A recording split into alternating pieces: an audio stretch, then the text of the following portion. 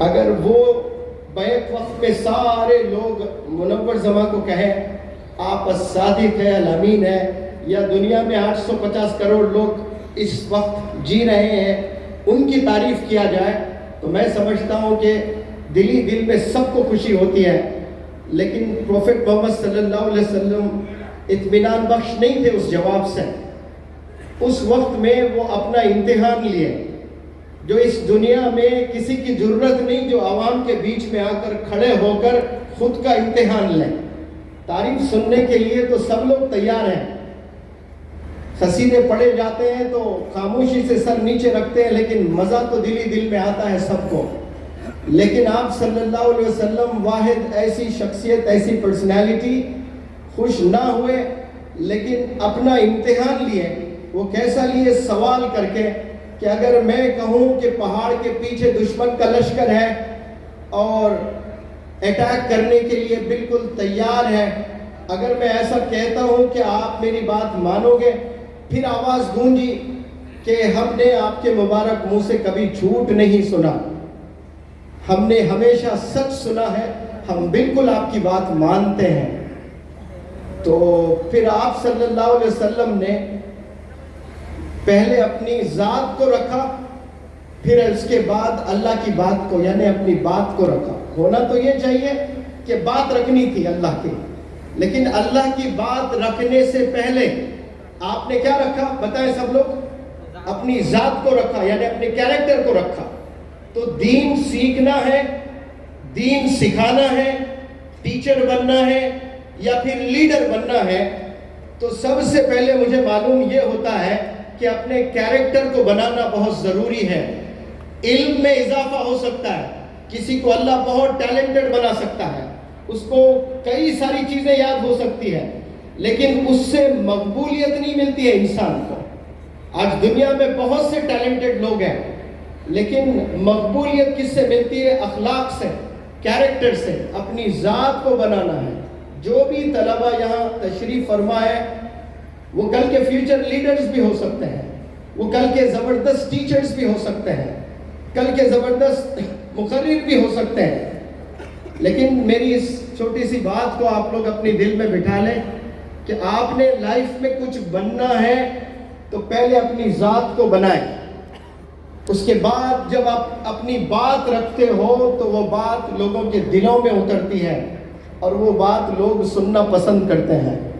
یہاں تشریف فرما سبھی طلبہ اور جتنے بھی لوگ دور دراز سے آئے ہیں میں سلوٹ کرتا ہوں، کیونکہ ریسرچ کہتا ہے، طلبہ پر ریسرچ کیا گیا کہ ایک اسٹوڈنٹ پورے 100% کانسنٹریشن کے ساتھ کلاس روم میں کتنی دیر لیکچر سن سکتا ہے.